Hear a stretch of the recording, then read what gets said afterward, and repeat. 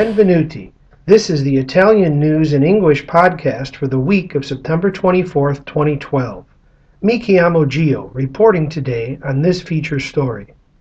According to the Italian news agency ANSA, Italian automaker Fiat, the nation's largest car manufacturer, will continue with temporary layoffs and production stoppages throughout the fall due to weak demand for new automobiles in Italy and across Europe. Last month, Fiat CEO Sergio Marchionne created a firestorm when, amidst the layoffs at plants in Melfi, Cassino, and Castel di Val di Sangro, announced the company's plans to postpone a €20 million expansion of operations in Italy in favor of new production in foreign markets, including Brazil. Italian labor union officials and federal government industry minister Corrado Passera questioned whether the company intended to abandon Italy in the throes of a struggling economy. Marchionne responded, "I am sure the minister knows that automakers that go and produce in Brazil are offered financing and fiscal incentives," ANSA reported. The comments came the day before a 5-hour meeting in Rome last Saturday between Italian Prime Minister Mario Monti, Cabinet Ministers Marchionne, and Fiat Chairman John Elkann, according to the Reuters news agency. Fiat released a statement saying it intended to reorient its business model in Italy to focus on exports, particularly outside of Europe, in the wake of the European financial crisis. An Italian source told Reuters that Fiat, which is now the majority owner of American automaker Chrysler with a 62% stake in the company, might make Chrysler and Jeep vehicles to export. Fiat has also postponed the release of its new compact car, the Punto, or Point in English, until at least 2015. The company says it will release a copy of its new business plan on October 30th. Following the meeting called by Prime Minister Monti in Rome, Fiat released a statement saying that the company stood ready to invest in Italy at the right moment and would ultimately develop new products for sale in Italy and Europe. In the meantime, Fiat officials say the company will continue to engage in research and development in Italy while increasing production abroad. While this verbal commitment will have no immediate impact on Italian workers laid off or otherwise affected adversely by the weak demand and a delay in increasing production at home, one trade union official, Rocco Palombella, chose to look at the positives emerging from the meeting. Palombella said, "It's a good thing that Fiat renewed its pledge to stay in Italy, where it aims to strengthen its competitiveness in research and innovation. The company has confirmed plans to invest in Italy at the first sign of a recovery." As for the Italian government, the industry ministry has pledged to study how to assist Fiat in increasing its export capacity as the firm implements its new business plan. As an example of the kind of temporary layoffs the company is implementing, Reuters reports that workers at Fiat's Melfi plant in Basilicata, a poor southern region, are working 2 of every 5 workdays, with production being halted completely from October 17th to November 6th, and additional days slated for work stoppages later this year. While union officials warn the layoffs and production halts may be a precursor to the end of automobile production in the region, Fiat officials argue that the steps being implemented are designed to keep the plant from closing permanently. Fiat struggles are symptomatic of a larger problem for Western Europe. According to Reuters, the firm Alex Partners projects that car deliveries in Western Europe will fall to 13.6 million this year, nearly 20% less than the number delivered in 2007. But Fiat's value to the Italian economy is high as the nation's 4th largest firm, behind only Enel, Italy's largest power company, Eni, an Italian multinational oil and gas company, and Generali, the nation's largest insurance firm. According to Edmunds, a leading auto industry publication, in the 1930s and 40s, the Fiat Topolino, in English Little Mouse, was as famous as the Volkswagen Beetle, while the Fiat 500 made the automobile popular all across Italy in the 1950s, helping create what Edmunds calls the Italian miracle, almost single-handedly making European products popular again worldwide following the war. We'll be back in less than 1 minute with news briefs from around Italia. Rock and roll music is dead and gone. Hardly any use for it to carry on. I am so right, but I wish I was wrong. Good old rock and roll is almost gone. All the king's horses and radio men couldn't put the pieces back together again. Hasn't been the same since I don't know when. Good old record companies and radio men.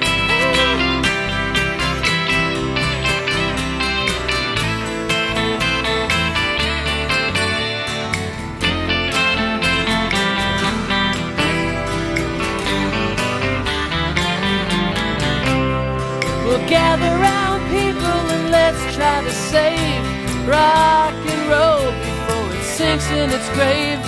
I don't care for music if it makes us behave. I won't play the songs if it makes me a slave. God saves souls, God saves the Queen, but can He save a rock and roll record machine? That was a portion of the 2006 release Help Save Rock and Roll Music by Calabrese American artist Phil Angotti of Chicago. Angotti's music is available for purchase on iTunes by searching for Angotti, Angotti. And now these news briefs. ANSA reports that Italian consumer watchdog Codecones is preparing a cease and desist order against Apple Incorporated because the firm's new iOS 6 operating system employs map technology with a lack of precision and in some cases erroneous information. Apple previously utilized Google's map application, but for iOS 6 developed its own. Codicone says that the inaccuracies are more than just an inconvenience, and in some instances can be dangerous, with poor or unreliable names of sites and locations, and glaring omissions such as London's Paddington Station. Codicone says that to protect Italians who own iPads, iPhones, or iPods, they will consider legal action against Apple if necessary. The Corriere della Sera reports that earlier this month, a rare violent crime shook Milano, with a couple murdered in cold blood at 8 o'clock p.m. on busy Via Murgatori, full of restaurants and bars, as they walked along with their baby daughter. Outside the building at number 3 on the evening of September 10th, a man in a full-face helmet jumped off his scooter, approached Massimiliano Spelta and his companion, Carolina Pajaro of the Dominican Republic, and fired at Mr. Spelta 5 times, killing him instantly, possibly with a .38 caliber revolver. As the shocked and frightened Pajaro tried to flee with her daughter, the killer shot her once in the neck, a wound which proved to be fatal. The little girl was unharmed. Chief Alessandro Giuliano of the Milanese police told the Courier that they have no leads at this time, although they are interviewing a number of witnesses and checking nearby closed-circuit television cameras. They are also looking into the victim's business affairs, relationships, and possible drug use. One witness, a 68-year-old named Luigi, recalled for the Courier how the woman, even after being shot, clutched her little girl, trying to protect her from harm. According to the UK's Telegraph, pictures surfaced recently of a lavish toga party held in Rome for about 2,000 guests 2 years ago at a cost of about €30,000 by politicians and friends affiliated with Silvio Berlusconi's People of Freedom party. The photos show political insiders feeding one another grapes and drinking costly champagne, dressed in costume as gods and goddesses, at the Foro Italico, an athletic stadium in Rome constructed by Benito Mussolini. The Telegraph reports that Carlo Di Romanis of the regional government hosted the party after returning home from an 8-year stint working in Belgium as an Italian representative to the European Parliament. While De Romanis says he paid for the party himself, angry Italians facing unemployment over 10%, layoffs, and rising living expenses say the gathering reveals the excesses of an entrenched political class run amok, much like the final years of the Roman Empire. As the Telegraph points out, while the average Italian earns about 1,300 euros per month, regional political officials earn a base salary of 13,000 euros per month, not including expenses, which can bring total income to 30,000 euros a month. Prosecutors say management of the region's finances is chaotic and out of control, and they forced the resignation of one leading politician, Francesco Battistoni. Italian political analysts suggest the scandal could damage the planned comeback of former Prime Minister and media mogul Silvio Berlusconi this spring, who has indicated he may stand for Prime Minister after Mario Monti stands down. It is Berlusconi's party that is implicated in the scandal. Interested in a self-guided tour of drug addicts, prostitutes, petty thieves, and illegal dealers in knockoff goods? Then Naples, Italy may be the place for you.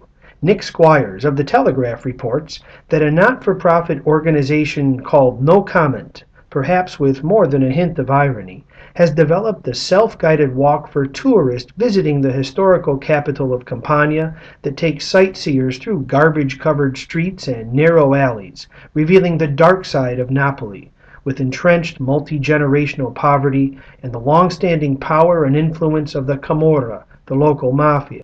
While there are no guides provided for the 2-hour walk, visitors interested in departing from the city's famous archaeological museum, pizza, and the nearby tourist destinations of Pompeii, Sorrento, and the Amalfi Coast can download the map of the illegal Naples tour at www.associazionenocomment.it for free. And as for danger, Squires reports that Antonio Alfano, head of No Comment, says there's nothing to worry about. Italy is heaven and hell at the same time, Alfano said. The last thing these people want is to catch the attention of police by harming curious foreign tourists. As long as you are discreet and don't wave a camera around too much, you'll be fine. And finally today, in sport, tough times have come to Milano, with AC Milan having sold off much of its star power this summer, suffering 3 defeats in 4 matches to start the 2012-13 campaign, with losses to Sampdoria, Atalanta, and Udinese, and a single victory over Bologna. Media reports indicate that coach Massimiliano Allegri's job may be in jeopardy if the Rossoneri cannot right the ship in the weeks ahead, with Cagliari at home on the San Siro on 26 September and Parma away on the 29th. Milan now sits in 15th place in the Serie A table, ahead of Chievo Verona only on goal differential, although the season has just begun. As for Inter Milan, the side now has 2 wins and 2 losses and sits in 6th place, although a 2-0 loss to last-place Siena, at home in Milan no less, on September 23rd, has raised questions about the club's status. After round 4 of league play, defending Serie A champion Juve stands atop the table with 12 points, 4 wins, no losses, no draws, followed by Napoli with 10 points, Lazio with 9, surprising Sampdoria with 9, and also surprising Fiorentina, the Florence side, with 7 points in 5th place. The current table reflects 4 sides that have been assigned point deductions due to match fixing in previous seasons, including Sampdoria deducted 1 point, Atalanta deducted 2 points, Torino deducted 1 point, and Siena deducted 6 points, making avoiding relegation to Serie B a tough road to hoe for the Tuscans. That's all for this week's Italian News in English podcast. We welcome your comments on stories from this or previous episodes. Follow Geosphere, G-I-O-S-P-H-E-R-E, on Twitter, and send your comments via tweet or direct message. Thanks for joining us. Grazie mille e ciao.